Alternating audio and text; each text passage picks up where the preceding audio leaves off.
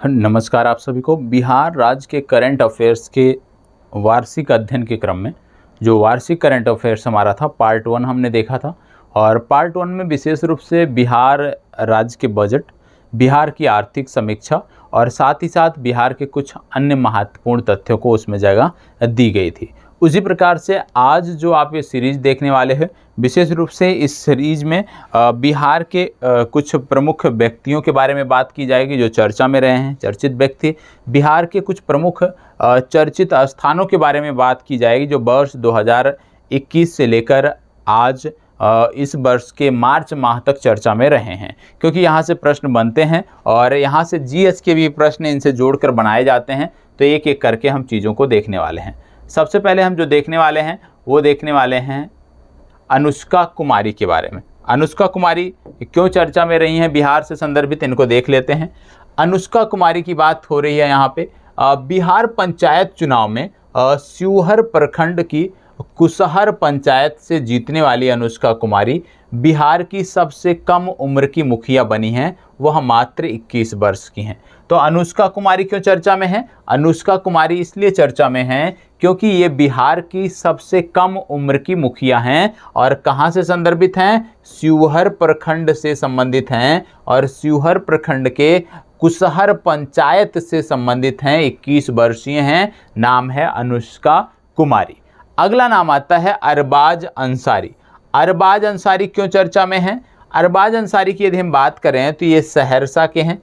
अरबाज अंसारी ने युगांडा में आयोजित अंतर्राष्ट्रीय पैरा बैडमिंटन प्रतियोगिता में गोल्ड मेडल जीता है। इस प्रतियोगिता में भारतीय दल ने कुल 47 पदक जीते हैं। तो प्रश्न इस प्रकार बन सकता है कि बिहार के चर्चित खिलाड़ी अरबाज अंसारी किस खेल से जुड़े हुए हैं? तो याद रखिएगा इनका खेल क्या है? बैडमिंटन। बैडमिंटन के ये खिलाड़ी हैं। अगला नाम आता है कर्नल बी संतोष बाबू। कर्नल बी संतोष बाबू की बात क्यों हो रही है? गलवान घाटी में शहीद 16वीं बटालियन के संतोष बाबू को मरणोपरांत महावीर चक्र से सम्मानित किया गया। गलवान घाटी में विवाद चल रहा था भारत और चीन के बीच, आप सबको पता होगा। तो वहाँ पे जो अटैक हुआ था, जो वहाँ पे आमने सामने की लड़ाई हुई थी, उसमें बहुत सारे भारतीय जवानों की भी शहादत हुई थी और चीन के भी काफ़ी सैनिक जो है वहाँ पे मारे गए थे। तो उसी को ध्यान में रखते हुए इनकी वीरता के लिए, इनके कार्यों के लिए इनको जो है मरणोपरांत महावीर चक्र से सम्मानित किया गया। तो कर्नल बी संतोष बाबू का नाम भी आपको याद रखना है, ठीक है। अगला नाम आता है श्रेयसी सिंह का। इनका नाम तो रट गया होगा उम्मीद करता हूं। यह एक विधायक हैं, कहां से? जमुई से विधायक हैं श्रेयसी सिंह, और इन्होंने पटियाला में 64वीं नेशनल शूटिंग चैंपियनशिप में गोल्ड मेडल जीता है, इसलिए श्रेयसी सिंह का नाम आपको पता होना चाहिए। अगला नाम आता है नैन्सी राय। नैन्सी राय क्यों चर्चा में है? बिहार की नैन्सी राय ने डेबी वुड मिस इंडिया 2021 का खिताब अपने नाम किया है। इनका जन्म पूर्णिया जिले में हुआ है। रेडवुड मिस इंडिया 2021 का आयोजन नई दिल्ली में हुआ था। तो नैन्सी राय का भी नाम याद रखना है कि नैन्सी राय जो हैं ये डेबी वुड मिस इंडिया 2021 का खिताब जीती हैं। इसके बाद आता है डॉक्टर अरिंदम कुमार। इनका भी नाम महत्वपूर्ण है कोविड के संदर्भ में। इनमें यदि हम देखें तो मधुबनी जिले के डॉक्टर अरिंदम कुमार को एक समारोह में राष्ट्र प्रेरणा अवार्ड 2021 से सम्मानित किया गया। तो ऐसे पूछा जा सकता है कि इनका क्षेत्र कौन सा है, तो वो आपको बताना पड़ेगा।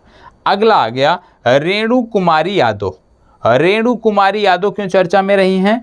अररिया जिले की रेणु कुमारी यादव को नेपाल के प्रधानमंत्री शेर बहादुर देउबा ने मंत्रिमंडल विस्तार में यातायात एवं भौतिक पूर्वाधार विभाग का मंत्रालय आवंटित किया है। रेणु कुमार यादव जो हैं क्या हैं? अररिया, मूल रूप से ये अररिया जिले की रहने वाली हैं और इनको जो है नेपाल की प्रधानमंत्री ने अपने विस्तार में, संसदीय विस्तार में इनको मंत्री बनाया है, ये आपको पता होना चाहिए, ठीक है। चलिए आगे बढ़ते हैं। अगला है अनुभव राज। अनुभव राज क्या है? अनुभव राज के बारे में बताएं तो बिहार के अनुभव राज को ग्यासी राम गोयल सम्मान से सम्मानित किया गया है। यह पुरस्कार उनको 95 साहित्यकार सम्मान समारोह 2021 में हिंदी भाषा बाल साहित्य में उनकी रचनाओं को लिए दिया गया। तो अनुभव कुमार का भी नाम याद रखना है। इसके बाद आता है ग्रिपलिंग के लिए बिहार के 3 रेफरी का चयन। और ग्रिपलिंग के लिए जो ये 3 रेफरी चुने गए हैं ये कौन से हैं? सुबोध कुमार यादव, रिजवान उल हक, सुदामा कुमार। ये आपको पता होना चाहिए। ठीक है, चलिए आगे बढ़ते हैं। अगला नाम आता है शारदा सागर। शारदा सागर का नाम आता है। शारदा सागर के बारे में यदि हम बात करें तो सिवान के जीरादेई निवासी शारदा सागर को Harvard graduate school of education में छात्र संघ का अध्यक्ष चुना गया है। इनका कार्यकाल मई 2022 तक रहेगा। तो याद रखना है, शारदा सागर को Harvard graduate school of education में छात्र संघ का अध्यक्ष चुना गया है और इस प्रकार से ये लोग बिहार का नाम अपने क्षेत्र विशेष में रोशन कर रहे हैं। अगला नाम आता है रचित राज। रचित राज का नाम सबको पता होगा। रचित राज बिहार के पहले ट्रांसजेंडर सिपाही बन गए हैं। इनको देश के पहले ट्रांसमैन सिपाही की उपाधि दी गई। रचना से रचित बने कांस्टेबल फिलहाल कैमूर एसपी की गोपनीय शाखा में तैनात हैं। तो रचित राज को भी आपको याद रखना है। बिहार के रचित राज जो हैं ये बिहार के पहले ट्रांसजेंडर सिपाही बने हैं। अगला बात आता है राजमंगल निषाद की। ठीक है, उतना महत्वपूर्ण नहीं है, इनको छोड़ देते हैं। ये आपके लिए महत्वपूर्ण है। रघुवंश प्रसाद सिंह। ठीक है, रघुवंश प्रसाद सिंह क्यों महत्वपूर्ण हैं? बिहार की राजनीति में महाराणा प्रताप के नाम से प्रसिद्ध है। रघुवंश प्रसाद सिंह का जन्म वैशाली के शाहपुर में हुआ था। वो राष्ट्रीय जनता दल राजद के संस्थापक सदस्य थे। इनकी मृत्यु 13 सितंबर 2020 को कोविड-19 के कारण हो गई थी। ये 14वीं लोकसभा में संयुक्त प्रगतिशील गठबंधन सरकार में ग्रामीण विकास मंत्री थे। इनको मनरेगा का जनक कहा जाता है। तो याद रखिएगा, मनरेगा का जनक किसे कहा जाता है? रघुवंश प्रसाद सिंह को कहा जाता है। बिहार से संबंधित एक राजनेता के रूप में इन्होंने कार्य किया और इनका जो स्थान है वो महाराणा प्रताप की उपाधि इनको दी जाती है, तुलना की जाती है। तो निश्चित रूप से इनका नाम आपको याद रखना है। अगला नाम आता है बबीता मिश्रा। बबीता मिश्रा को क्या याद रखना है? किशनगंज की मूल निवासी बबीता मिश्रा हाल ही में नई दिल्ली में आयोजित मिसेज इंडिया प्रतियोगिता में विजेता घोषित की गई हैं। बबीता मिश्रा जो हैं किशनगंज की मूल निवासी हैं और इनको नई दिल्ली में आयोजित मिसेज इंडिया प्रतियोगिता में विजेता घोषित किया गया है। इससे पूर्व बबीता मिश्रा ने फरवरी 2021 में मिसेज बिहार का भी खिताब अपने नाम किया था। ठीक है, चलिए अगला देखते हैं। अगला है मिर्जा रिजवान। मिर्जा रिजवान के बारे में, पटना के मूल निवासी मिर्जा रिजवान प्रसिद्ध शिक्षाविद और शोधकर्ता रहे हैं। फ्रीडम फाउंडेशन से प्रतिष्ठित जॉर्ज वाशिंगटन सम्मान पदक जीतने वाले पहले भारतीय बने हैं। तो याद रखना है, मिर्जा रिजवान को क्यों याद रखा जाता है, क्यों याद रखा जाएगा? क्योंकि इन्होंने जॉर्ज वाशिंगटन सम्मान पदक जीता है और ऐसा करने वाले ये पहले भारतीय हैं। इन्होंने छोटे बच्चों की समस्याओं से संबंधित एक कोर्स मॉड्यूल भी विकसित किया है। अगला नाम आता है ईशान किशन। ईशान किशन, ईशान किशन के बारे में बताएं। बिहार के क्रिकेट खिलाड़ी ईशान किशन को T20 विश्व कप में शामिल किया गया है। ये विकेट कीपर बल्लेबाज हैं। IPL की टीम मुंबई ने इनको सबसे अधिक दामों पर खरीदा है। तो सबसे अधिक दाम पर बिकने वाले ये भारतीय खिलाड़ी हैं। इनका नाम आपको पता होना चाहिए। ठीक है, अगला है चंद्रकेत प्रसाद यादव। उतना महत्वपूर्ण नहीं है। ठीक है, प्रमोद भगत, इनका नाम आपको याद रखना है। प्रमोद भगत का नाम क्यों? क्योंकि हाजीपुर बिहार के निवासी प्रमोद भगत ने पुरुष एकल AAL 3 बैडमिंटन फाइनल में ग्रेट ब्रिटेन के डेनियल बेथेन को हराकर स्वर्ण पदक जीता। Pramod Bhagat para badminton event में गोल्ड जीतने वाले पहले भारतीय हैं। याद रखिएगा, आपसे ये नहीं पूछा जाएगा इन्होंने क्या जीता, आपसे पूछा जाएगा कि प्रमोद भगत कौन सा खेल खेलते हैं। तो आपको बताना पड़ेगा कि प्रमोद भगत की जब बात होती है तो प्रमोद भगत बैडमिंटन खेलते हैं। ठीक है, अगला आता है शुभ नारायण शर्मा। शुभ नारायण शर्मा के बारे में हम बात करें तो बिहार के स्वतंत्रता सेनानी शुभ नारायण शर्मा का हाल ही में निधन हो गया।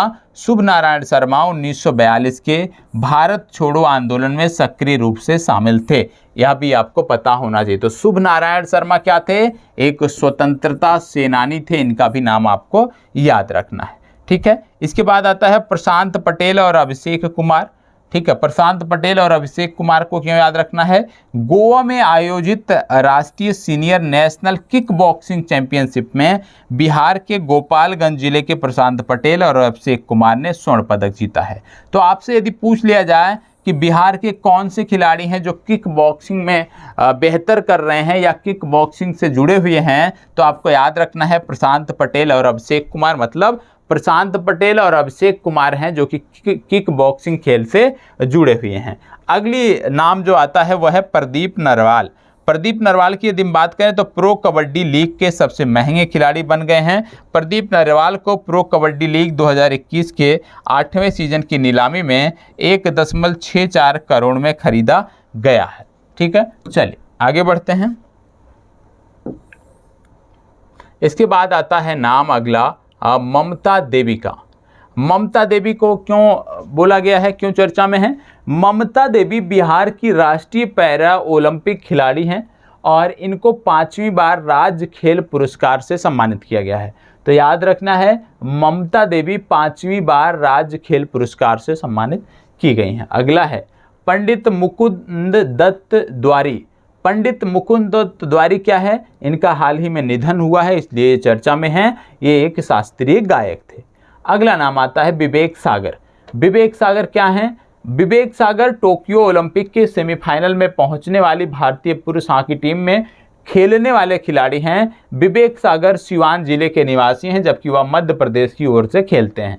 ठीक है, तो याद रखना है कि यदि पूछ लिया जाए कि विवेक सागर कौन सा खेल खेलते हैं, तो आपको बताना है कि विवेक सागर जो है ये हॉकी से जुड़े हुए हैं, हॉकी के खिलाड़ी हैं। अगला आता है नीना सिंह। नीना सिंह क्या है? नीना सिंह जो है 1989 बैच की IPS अधिकारी हैं और राजस्थान पुलिस में पहली महिला डायरेक्टर जनरल पद पर नियुक्त की गई हैं। वह दरभंगा जिले की निवासी हैं। तो याद रखना है नीना सिंह क्या हैं? नीना सिंह चर्चा में इसलिए हैं क्योंकि बिहार के दरभंगा से संबंधित हैं और राजस्थान में पहली महिला डायरेक्टर जनरल पद पर इनको नियुक्त किया गया है। मोहम्मद खालिद। मोहम्मद खालिद का नाम इसलिए याद रखना है क्योंकि एक देश है बहरीन। बहरीन देश में ये रहते थे और इन्होंने यहाँ पे कोरोना नियमों का उल्लंघन किया, जिसके बाद इनको 3 साल की जेल और 10 लाख रुपए का जुर्माना इन पर लगाया गया है। तो मोहम्मद खालिद का नाम क्यों याद रखना है? बिहार से संबंधित थे। बिहार से संबंधित होने के साथ ये बहरीन में कार्य करते थे। बहरीन में इन्होंने कोविड नियमों का उल्लंघन किया, जिसके बाद 3 साल की जेल और 10 लाख रुपए का जुर्माना इन पर लगाया गया। चलें, अगला आ गया डॉक्टर मानस बिहारी वर्मा। डॉक्टर मानस बिहारी वर्मा को क्यों याद रखना है? डॉक्टर मानस बिहारी वर्मा की जब हम बात करते हैं तो देश के प्रख्यात वैज्ञानिक जिन्होंने देश के पहले सुपरसोनिक लड़ाकू विमान तेजस को बनाने में अहम भूमिका निभाई है, वो दरभंगा जिले के निवासी थे, जिनको 2018 में पद्मश्री सम्मान से सम्मानित किया गया था। तो डॉक्टर मानस बिहारी वर्मा को याद रखना है कि तेजस को विकसित करने में इनकी भूमिका रही है। अगला नाम आता है डॉक्टर शांति जैन। डॉक्टर शांति जैन के बारे में यदि हम बात करें तो इनका निधन हो गया है। ये बिहार गौरव गान की लेखिका हैं और साहित्यकार थी, जिनका निधन हो गया। तो बिहार गौरव गान की लेखिका कौन थी? डॉक्टर शांति जैन, जिनका निधन हो गया है। अगला है स्मृति पांडे। ये क्या है? बिहार की राजधानी पटना से सटे मसाढ़ी में धान की भूसी और पराली से स्मृति पांडे ने कोविड अस्पताल का निर्माण किया, जिसमें पूरी तरह से ग्रीन मटेरियल का उपयोग किया गया है, इसलिए इनका भी नाम आपको याद रखना है। फिर बात आती है अभिषेक रंजन। ये आपके लिए महत्वपूर्ण है। क्यों? क्योंकि इन्होंने अफ्रीका महाद्वीप की सबसे ऊंची चोटी माउंट किलिमंजारो पर तिरंगा लहराकर राज्य का नाम रोशन किया है। अभिषेक रंजन बिहार के नालंदा जिले से संबंधित हैं। तो यदि आपसे पूछ लिया जाए अभिषेक रंजन किस क्षेत्र से संबंधित हैं, तो आपको बताना है कि अभिषेक रंजन पर्वतारोहण से संबंधित हैं और इन्होंने अफ्रीका की सबसे ऊंची चोटी माउंट किलिमंजारो को फतेह किया है। चले आगे बढ़ते हैं। जिसमें जो कुछ महत्वपूर्ण नाम होंगे उनकी बात हम करेंगे। अगला नाम आता है वहीदा अहमद। वहीदा अहमद को क्यों याद रखना है?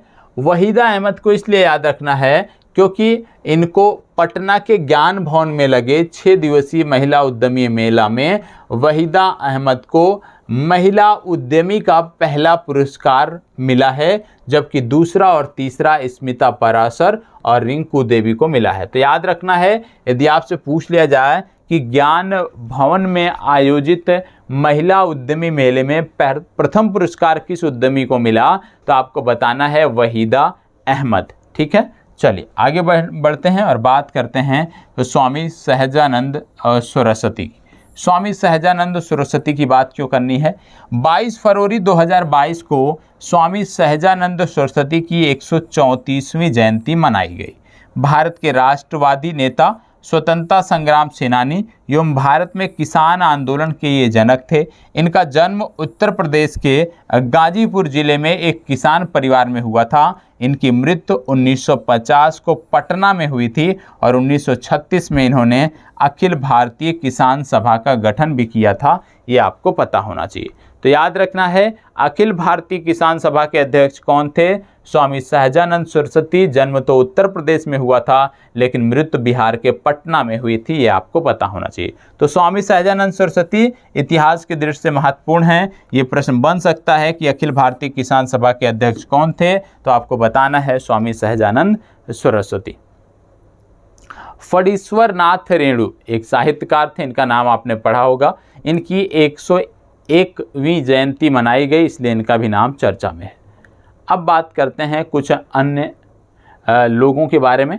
ठीक है, चलिए एक एक करके हम यहाँ पे चीज़ों को फिर से हम देखते हैं। चलिए अब यहाँ पे सबसे पहले आपको बता दें, पहला नाम है मधु कांकरिया।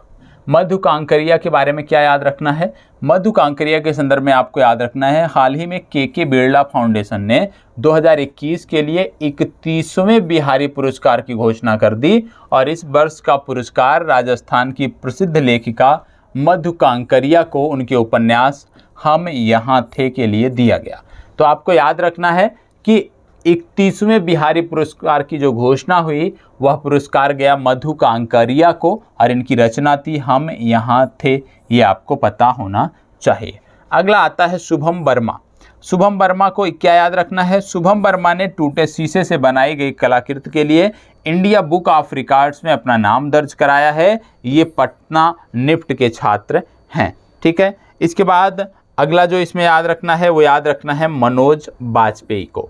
मनोज बाजपेयी बिहार से संदर्भित हैं और मनोज बाजपेयी को उनकी web series the family man 2 के लिए दादा साहब फाल्के इंटरनेशनल अवार्ड से सम्मानित किया जाएगा, इसकी घोषणा हो गई है, इसलिए इसका भी आपको, इनका भी नाम आपको याद रखना है। ठीक है, फिर इसके बाद एक दो नाम और हैं जो आपको पता होना चाहिए। ठीक है, शकीबुल गनी, ये बहुत ही महत्वपूर्ण नाम है बिहार के संदर्भ में, क्रिकेट के संदर्भ में। शकीबुल गनी, शकीबुल गनी का क्या नाम याद रखना है? प्रथम श्रेणी क्रिकेट में तीसरा शतक लगाकर विश्व रिकॉर्ड बनाया है इन्होंने। ऐसा करने वाले दुनिया के ये पहले व्यक्ति हैं जिन्होंने अपने पहले मैच में ही यह कीर्तिमान स्थापित किया है। तो याद रखना है, शकीबुल गनी जो हैं ये पूर्वी चंपारण के मोतिहारी जिले के रहने वाले हैं और इन्होंने अपने डेब्यू मैच में ही 13 शतक लगा दिया है और यह करके इन्होंने एक रिकॉर्ड बनाया है और दुनिया के पहले व्यक्ति बन गए हैं। तो शकीबुल गनी का भी नाम आपको याद रखना है। यदि पूछ लिया जाए शकीबुल गनी कौन सा खेल खेलते हैं, तो आपको बताना है शकीबुल गनी जो है ये क्रिकेट खेलते हैं। इसके बाद बात आती है तेजस्वी प्रियांशी की। 5वीं कक्षा की एक बच्ची है ये। इन्होंने एक रचना लिखा और इस रचना को बुक ऑफ रिकॉर्ड में शामिल किया गया। OMG इनकी रचना है जिसको बुक ऑफ रिकॉर्ड में शामिल किया गया। इसके बाद आपको याद रखना है दीप श्रेष्ठ। दीप श्रेष्ठ को क्यों याद रखना है? फिल्म अभिनेता हैं, ये निर्देशक हैं और इनको Dada Saheb Phalke Indian television award मिला है। ठीक है, तो बहुत सारे पुरस्कार लोगों को मिले हैं, वो आपको पता होना चाहिए। फिर बात आती है तिलका मांझी की। तिलका मांझी आपके संदर्भ में, इतिहास के संदर्भ में महत्वपूर्ण है।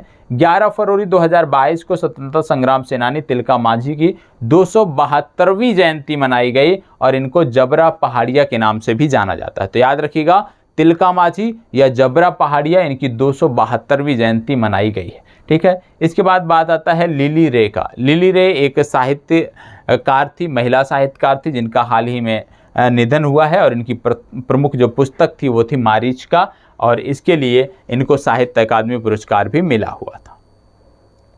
अब बात आती है चर्चित स्थानों की। बिहार के जो चर्चित स्थान हैं उनके बारे में अब यहाँ पर हम बात करने वाले हैं।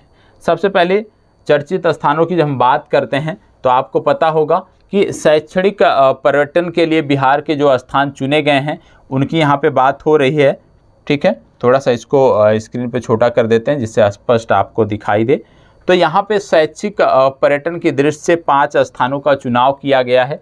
ठीक है, बिहार के, ये आपको पता होना चाहिए। तो शैक्षणिक पर्यटन के लिए बिहार के 5 स्थानों का जो चयन किया गया है उनमें से कौन से हैं उनके बारे में हम जानेंगे। आपको बता दें, अगस्त 2022 में विश्वविद्यालय अनुदान आयोग द्वारा छात्रों के लिए शैक्षणिक पर्यटन के उद्देश्य से देश भर के 100 स्थलों को चिन्हित किया गया है और इन 100 स्थलों में 5 स्थान बिहार से संदर्भित हैं। ठीक है, और आपको बता दें कि भारत श्रेष्ठ भारत के भाव को मजबूत करने के उद्देश्य से गतिविधि शिक्षा के अंतर्गत शैक्षणिक पर्यटन को शामिल किया गया है, जिसके तहत बिहार के 5 स्थलों, पहला सासाराम, दूसरा राजगीर, तीसरा बोध गया, चौथा नालंदा और 5वां वैशाली को चिन्हित किया गया। कौन कौन से?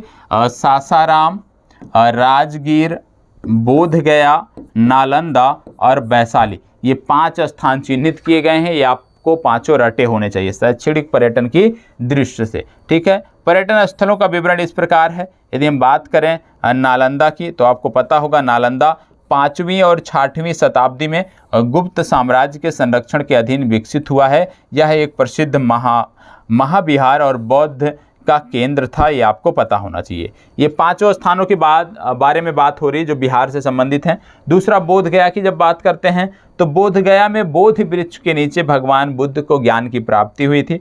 वैशाली की यदि हम बात करें तो वैशाली 6वीं शताब्दी ईसा पूर्व में एक विशाल एवं शक्तिशाली गणराज्य था, जहाँ लिच्छवी शासकों द्वारा बुद्ध के निवास के लिए महावन में कुटाग्रशाला का निर्माण कराया गया था। चौथा स्थान आता है राजगीर। राजगीर आप जानते हो बौद्ध धर्म के 8 महास्थलों में से एक महत्वपूर्ण स्थल है। अगला स्थान है सासाराम, और सासाराम रोहतास जिले में स्थित है, जहां पर चंदन सहित से प्राप्त लघु शिलालेखों में मौर्य विजय की पुष्टि होती है।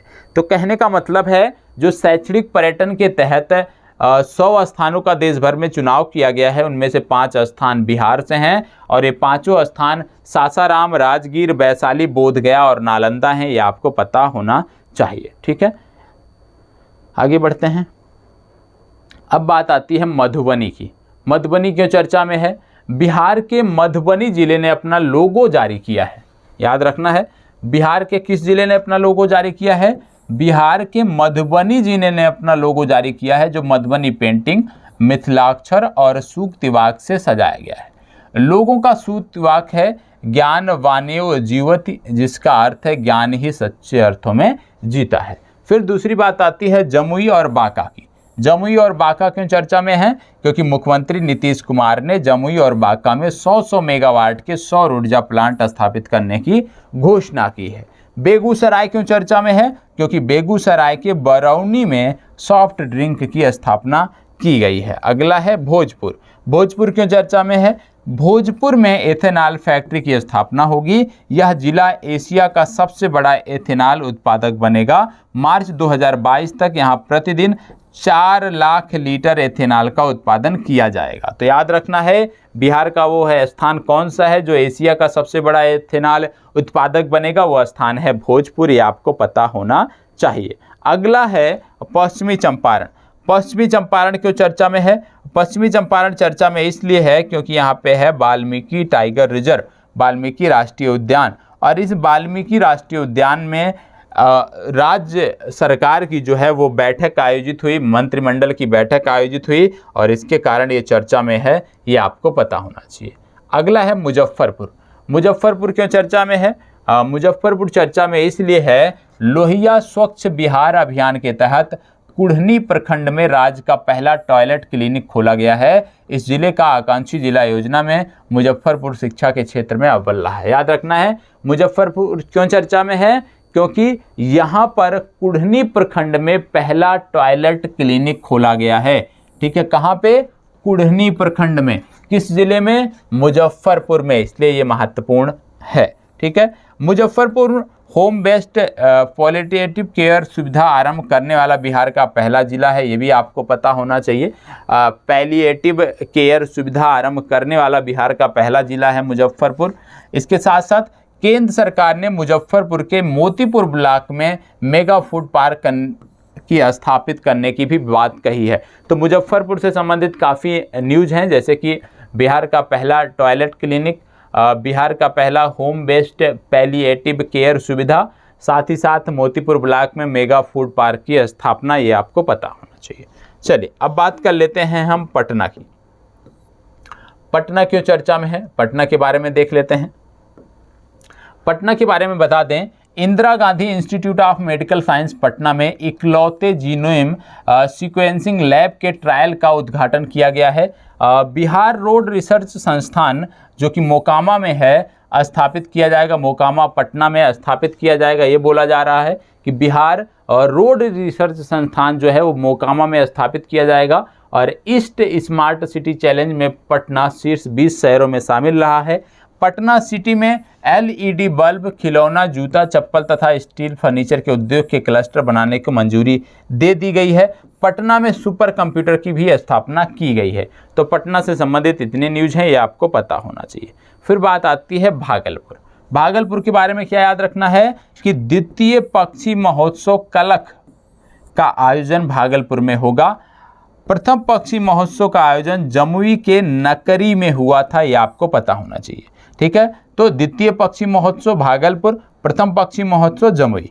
भागलपुर जिले के विभिन्न स्कूलों में नटखट साइंस लैब खोले जाने की भी घोषणा की गई है। भागलपुर में दूसरे एम्स का भी निर्माण किया जाएगा, पहला पटना में है। तो याद रखना है, बिहार का दूसरा एम्स बनेगा भागलपुर में। भागलपुर के प्रत्येक स्कूल में नटखट साइंस लैब खोला जाएगा और द्वितीय पक्षी महोत्सव कलख का आयोजन भी यहीं पर किया जाएगा, ये आपको पता होना चाहिए। ठीक है, चलिए आगे बढ़ते हैं और अगला प्रश्न देखते हैं। अगला प्रश्न का मतलब अगला टॉपिक, यहाँ पे बात है स्मार्ट सिटी। स्मार्ट सिटी के अंतर्गत बिहार के 4 शहरों को शामिल किया गया है। भागलपुर, पटना, मुजफ्फरपुर, बिहार शरीफ है। भागलपुर, पटना, मुजफ्फरपुर, बिहार शरीफ, ये आपको पता होना चाहिए। मेट्रो सिटीज़ के अंतर्गत 20 शहरों को मेट्रो सिटी के रूप में विकसित किए जाने की योजना है, वो उतना महत्वपूर्ण नहीं है। ठीक है, चलें अब बात आती है सुपौल की। ये फैक्ट महत्वपूर्ण है, इसको नोट कर लीजिएगा। ठीक है, क्यों महत्वपूर्ण है सुपौल? क्योंकि स्वच्छ भारत मिशन शहरी के तहत सुपौल बिहार का पहला कचरा मुक्त शहर बन गया है।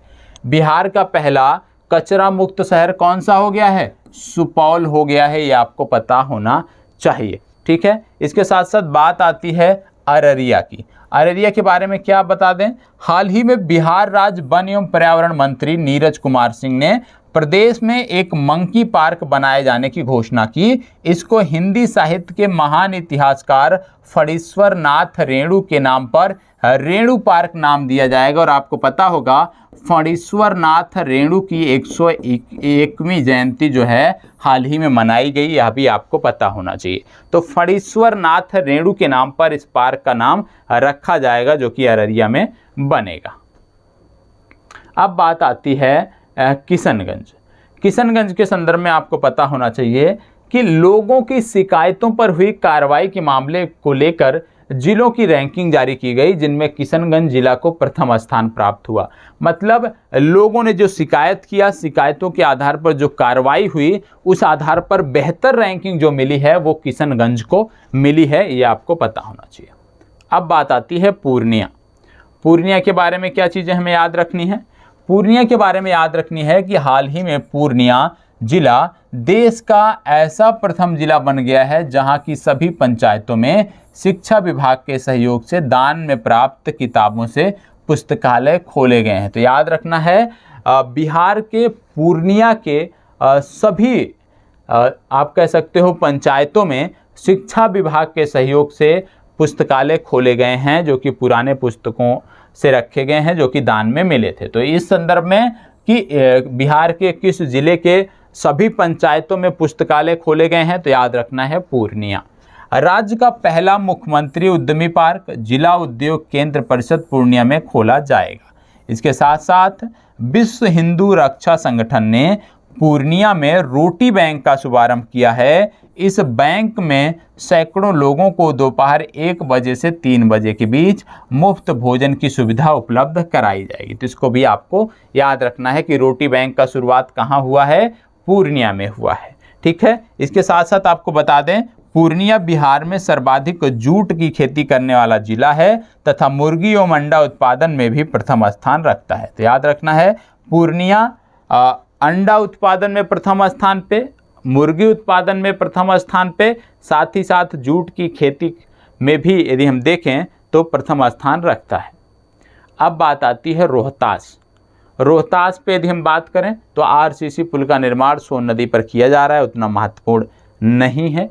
ठीक है, बक्सर वाला जो फैक्ट है वो भी महत्वपूर्ण नहीं है। पीडीएफ मिलेगी, आप स्वयं से देख सकते हैं। पीडीएफ की जो लिंक है इस ग्रुप जो आप वीडियो देख रहे हैं इसके डिस्क्रिप्शन में दी हुई है।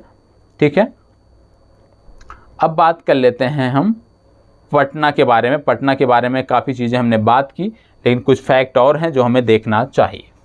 क्या चीज़ें हैं इसमें पटना के बारे में? स्वतंत्रता दिवस 2021 के अवसर पर मुख्यमंत्री ने पटना में कृषि व्यवसाय प्रबंधन कॉलेज खोलने की घोषणा की।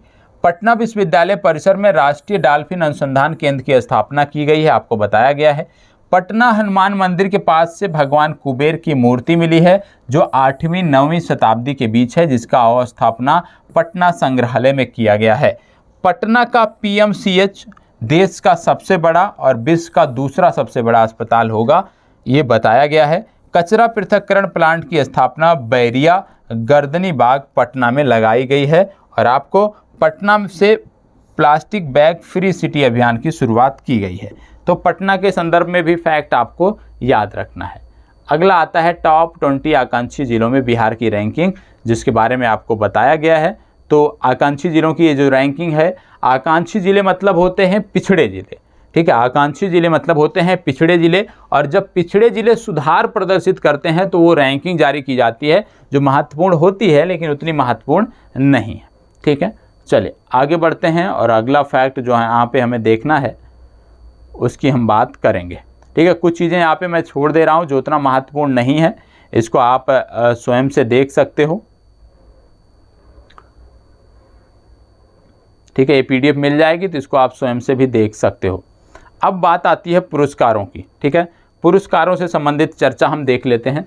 पुरस्कार भी महत्वपूर्ण होते हैं जो बिहार के संदर्भ में दिए गए हैं। जैसे बिहार के 3 बच्चे प्रधानमंत्री बाल पुरस्कार से सम्मानित। अब बिहार के 3 बच्चे कौन से हैं जो प्रधानमंत्री बाल पुरस्कार से सम्मानित किए गए हैं, आपके लिए महत्वपूर्ण हैं। इनमें सबसे पहला नाम आता है धीरज कुमार वीरता के लिए, पल साक्षी सामाजिक सेवा के लिए, ज्योति कुमारी वीरता के लिए। तो याद रखना है धीरज कुमार, पल साक्षी और ज्योति कुमारी, ये 3 बच्चे हैं जिनको प्रधानमंत्री बाल पुरस्कार से सम्मानित किया गया है। बिहार के 2 व्यक्ति पद्म पुरस्कार 2022 के लिए नामित किए गए हैं। कौन कौन से? पहले हैं आचार्य चंदना जी सामाजिक कार्य के लिए, और दूसरे हैं सैबल गुप्ता। तो याद रखना है सैबल गुप्ता को मरणोपरांत साहित्य और शिक्षा में ये दिया जाएगा पद्मश्री, और आपको बता दें आचार्य चंदना जी जो हैं ये सामाजिक कार्य के लिए इनको पद्म पुरस्कार दिया जाएगा। तो दोनों लोगों के नाम आपको याद रखना है कि पद्मश्री पुरस्कार 2 लोगों को 2022 के लिए दिया गया है, आचार्य चंदना जी और सैबल गुप्ता। इसके बारे में मैंने कई बार बताया है पद्म पुरस्कारों के बारे में, तो आपको याद होना। स्कोच पुरस्कार, स्कोच पुरस्कार में यदि देखें तो 75वीं स्कोच समिट के दौरान ई गवर्नेंस को बढ़ावा देने के लिए बिहार को प्रतिष्ठित स्कोच अवार्ड से नवाजा गया। साथ ही बिहार प्रशासनिक सुधार मिशन को गवर्नेंस गोल्ड अवार्ड से सम्मानित किया गया। तो यदि आपसे पूछ लिया जाए कि स्कोच पुरस्कार किस राज्य को इस बार मिला, तो आपको बताना है 75वीं स्कोच समिट में बिहार को यह पुरस्कार मिला है। ठीक है, इसके बाद बात आता है मौलाना अबुल कलाम आज़ाद पुरस्कार। ये महत्वपूर्ण पुरस्कार है बिहार का, और आपको बता दें शिक्षा का सर्वश्रेष्ठ पुरस्कार है मौलाना अबुल कलाम आज़ाद पुरस्कार। 2021 के लिए मुख्यमंत्री नीतीश कुमार ने 11 नवंबर 2021 को शिक्षा दिवस के अवसर पर डॉक्टर शंकर नाथ झा को यह पुरस्कार प्रदान करने की सहमति दी है। याद रखना है, डॉक्टर शंकर नाथ झा के बारे में पिछले दिनों मैंने आपको बताया था करंट अफेयर्स में कि इन्होंने एक विशेष समुदाय मुसहर जाति के बच्चों के शिक्षा के उत्थान के लिए कार्य किया और इसके लिए इनको यह पुरस्कार मिला है। तो डॉक्टर शंकर नाथ झा को याद रखना है, ठीक है। फिर पद्म पुरस्कार 2021 की बात तो आती है, इसमें मैंने आपको बता ही दिया है, ठीक है। कन्फ्यूजन इसलिए था क्योंकि 2021 2022 के एक साथ दिए गए थे, इसको लेकर कन्फ्यूजन था और इसमें निश्चित रूप से आपकी जो समस्या रही होगी वो दूर हो गई होगी, जितने डिटेल में आपको 3 से 4 बार बताया गया है। अगला है 40वां भारतीय अंतर्राष्ट्रीय व्यापार मेला। आपको बता दें 24 राज्यों की प्रदर्शनी के बीच बिहार राज्य के पैवेलियन को स्वर्ण पदक इसमें मिला है, ठीक है। इंटरनेशनल ट्रेड फेयर जो कि प्रगति मैदान में होता है, तो बिहार राज्य की प्रदर्शनी को इसमें सर्वश्रेष्ठ प्रदर्शनी चुना गया और इसको गोल्ड मेडल दिया गया, ठीक है। पार्टनर स्टेट के तौर पर भी बिहार को स्वर्ण पदक मिला है। फोकस राज्य के तौर पर उत्तर प्रदेश और झारखंड को स्वर्ण पदक मिला है। तो कहने का मतलब है कि इंडियन ट्रेड फेस्टिवल जो अंतर्राष्ट्रीय व्यापार मेला जो था उसमें बिहार को 2 स्वर्ण मिले हैं, ठीक है। पहला स्वर्ण जो है वो पैवेलियन की दृष्टि से मिला, दूसरा पार्टनर स्टेट के तौर पर स्वर्ण मिला और इसके साथ साथ फोकस स्टेट के तौर पर उत्तर प्रदेश और झारखंड को स्वर्ण पदक मिला है, ठीक है। इसके साथ साथ आपको बता दें बिहार ने अपने पैवेलियन में 41 स्टॉल्स सजाए थे, जिनमें सुप्रसिद्ध लोक कलाकार पद्मश्री दुलारी देवी की मधुबनी पेंटिंग जीवंत प्रदर्शनी आकर्षण का केंद्र रही थी। तो मधुबनी पेंटिंग को इन्होंने प्रमुखता से दिखाया था और ये आकर्षण का केंद्र भी रहा था, ठीक है। तो याद रखना है अंतर्राष्ट्रीय व्यापार मेला जो कि प्रगति मैदान में आयोजित किया जाता है नई दिल्ली में और उसमें बिहार को 2 स्वर्ण पदक मिले हैं, ठीक है। इसके बाद आता है जैव विविधता पुरस्कार। जैव विविधता पुरस्कार में क्या चीज़ें आपको याद रखनी है? जैव विविधता पुरस्कार में आपको याद रखना है केंद्र सरकार ने विश्व गैंडा दिवस के उपलक्ष्य में वाल्मीकि टाइगर रिजर्व को जैव विविधता पुरस्कार से सम्मानित किया है। जानवरों की बढ़ रही संख्या और वन के दायरे में वृद्धि के कारण केंद्र सरकार ने वाल्मीकि टाइगर रिजर्व को जैव विविधता पुरस्कार से सम्मानित किया है। इस टाइगर रिजर्व में जंगली स्तनधारी टाइगर, भालू, तेंदुआ, हिरण, मृग की कई प्रजातियां और बाइसन और जंगली सुअर आदि मिलते हैं। तो याद रखना है जैव विविधता पुरस्कार जो है वो दिया गया विश्व गैंडा दिवस के उपलक्ष्य में और ये मिला है वाल्मीकि टाइगर रिजर्व को। वाल्मीकि टाइगर रिजर्व वाल्मीकि राष्ट्रीय उद्यान का ही हिस्सा है, जहां पर बिहार की पूर्व में बिहार की जो कैबिनेट की बैठक थी पहली बार आयोजित की गई थी, इसलिए इस संदर्भ में यह महत्वपूर्ण है। बिहार राज्य स्टेट चैंपियन अवार्ड। बिहार राज्य स्टेट चैंपियन अवार्ड, इसमें क्या है? हाल ही में पहलवान दीपक कुमार को कुश्ती में बिहार राज्य स्टेट चैंपियनशिप अवार्ड से सम्मानित किया गया। इन्होंने वर्ष 2016 में खगड़िया के दंगल से कैरियर की शुरुआत की थी। तो बिहार राज्य स्टेट चैंपियन अवार्ड किसको दिया गया? पहलवान दीपक कुमार को दिया गया और पहलवान दीपक कुमार कुश्ती के क्षेत्र में कार्य अच्छा कर रहे हैं, इसलिए इनको यह पुरस्कार मिला है। अगला है वैश्विक शिक्षक पुरस्कार।